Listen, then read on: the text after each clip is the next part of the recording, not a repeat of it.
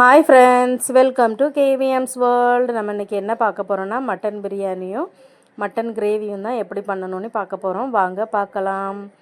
Mutton biryani பண்ணுறதுக்கு நான் இப்போ மட்டன் எடுத்து வச்சுருக்கேன். மட்டனை நல்லா பொடிசாக நறுக்கிட்டு அதுக்கப்புறம் இதை கொஞ்சம் நல்லா கழுவி வச்சுருக்கேன். கழுவிட்டு இப்போ இதை வந்து வேக வைக்கணும். அதுக்கு குக்கரில் போட்டிருக்கேன். குக்கரில் 1 ஸ்பூன் உப்பு, 1/2 ஸ்பூன் மஞ்சள்தூள், 2 ஸ்பூன் வத்தல் தூள் போட்டு ஒரு 2 டம்ளர் தண்ணி ஊற்றி இதை கொஞ்சம் நல்லா வேக விடணும். இது வேக வச்சு எடுத்துக்கிடுவோம்.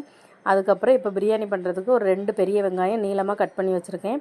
அதுக்கு பிறகு ஒரு 4 ஏலக்காய், 4 கிராம்பு, கொஞ்சம் பட்டை வச்சுருக்கேன். இப்போது ஒரு குக்கரில் ஒரு 2 ஸ்பூன் நெய் ஊற்றிருக்கேன். நெய் ஊற்றிட்டு நம்ம வச்சுருக்க பட்டை, கிராம்பு எல்லாத்தையும் போடணும். அதை போட்டுட்டு கட் பண்ணி வச்சுருக்க பெரிய வெங்காயத்தை போடணும். பெரிய வெங்காயத்தை போட்டுட்டு பெரிய வெங்காயத்தை கொஞ்சம் நல்லா வதக்கணும். பெரிய வெங்காயம் கொஞ்சம் நல்லா வதங்கின பிறகு இது கூட நம்ம வந்து இஞ்சி பூண்டு பேஸ்ட்டு போடணும். கொஞ்சம் பெரிய வெங்காயத்தை நல்லா கோல்டன் ப்ரௌன் ஆகிற வரைக்கும் வதக்கிக்கோங்க. அதுக்கப்புறம் இஞ்சி பூண்டு பேஸ்ட் போடுங்க. அதை போட்டு ஒரு நிமிஷம் நல்லா வதக்கணும். அதுக்கு பிறகு நம்ம இதுக்கு வந்து ஒரு தக்காளி கட் பண்ணி வச்சுருக்கேன். அந்த ஒரு தக்காளியை போடணும். போட்டுட்டு அதுக்கப்புறம் அந்த தக்காளியை கொஞ்சம் நல்லா வதக்கிக்கிடணும். வதக்கின பிறகு 2 ஸ்பூன் பிரியாணி மசாலா, 1 ஸ்பூன் வத்தல் தூள், ஒரு 1/2 ஸ்பூன் மஞ்சள் தூள், இதையும் நம்ம அந்த தக்காளி வெங்காயத்தை வதக்கணும்ல அது கூட போட்டு கொஞ்சம் அந்த மசாலாவை வதக்கி கொஞ்சம் பச்சை வாடை போகிற வரைக்கும் லேசாக வதக்கிக்கிடணும். அதுக்கப்புறம் நம்ம மசாலாலாம் போட்டு வேக வச்ச மட்டனை இந்த நம்ம வதக்கியிருக்க தக்காளி வெங்காயத்தை கூட போட்டு அதையும் கொஞ்சம் நல்லா மிக்ஸ் பண்ணி விட்டு அதுக்கப்புறம் புதினா, கொத்தமல்லி எல்லாம் போட்டுறணும். அதுக்கப்புறம் நம்ம பாஸ்மதி அரிசி வந்து நான் இப்போ ஒரு 2 கிளாஸ் எடுத்திருக்கேன்.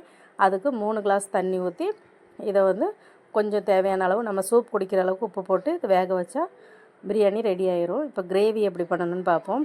அதுக்கும் நான் மட்டனை அதே மாதிரி தான் 1 ஸ்பூன் உப்பு போட்டு மஞ்சத்தூள், மிளகாத்தூள் எல்லாம் போட்டு வேக வச்சுருக்கேன். நான் அந்த மட்டன்லேயே தான் பிரியாணிக்கும் எடுத்திருக்கேன். அதில் உள்ள எலும்பை மட்டும் தான் எடுத்து நான் இப்போ வந்து இது கிரேவி மாதிரி பண்ண போகிறேன்.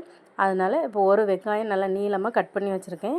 அந்த ஒரு வெங்காயத்தை வதக்குறதுக்கு கடாயில் ஒரு 2 ஸ்பூன் எண்ணெய் ஊற்றி வெங்காயத்தை வதக்கணும். வெங்காயத்தை கொஞ்சம் நல்லாவே வதக்கணும். அப்போ தான் நல்லாயிருக்கும்.